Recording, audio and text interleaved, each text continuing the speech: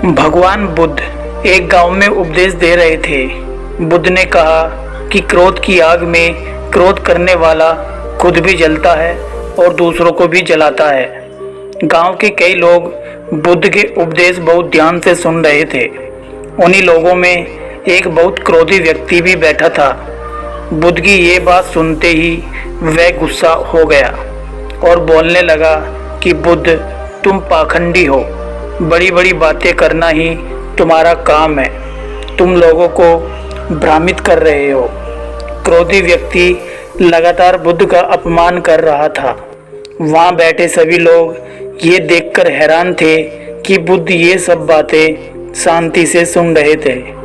बुद्ध को शांत देखकर वह व्यक्ति और ज़्यादा क्रोधित हो गया। वह वहाँ थूक कर चला गया। उसके जाने के बाद बुद्ध ने उपदेश देना फिर शुरू कर दिया। क्रोधी व्यक्ति जब अपने घर पहुंचा तो उसका मन शांत हुआ। उसे अपनी गलती का एहसास हो गया। उस समय रात हो गई थी। अगले दिन वह सुबह जल्दी उठा और बुद्ध से क्षमा मांगने पहुंचा। लेकिन उस गांव से बुद्ध निकल चुके थे। वह व्यक्ति बुद्ध को खोजते हुए पास के गांव में पहुंच गया। वहाँ उसे जैसे ही बुद्ध दिखाई दिए वह उनके चरणों में गिर गया और क्षमा मांगने लगा।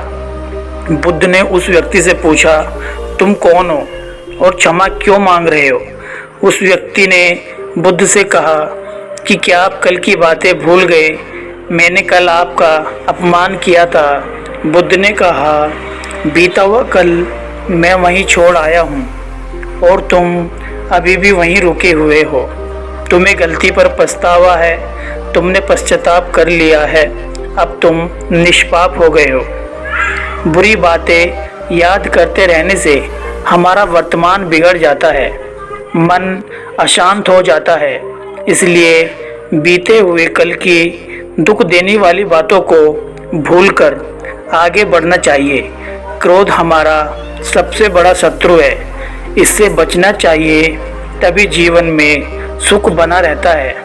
और जीवन में अगर कभी क्रोध आए तो 5 मिनट के लिए शांत हो जाना या फिर उस स्थान को छोड़कर थोड़ा बाहर निकल जाना।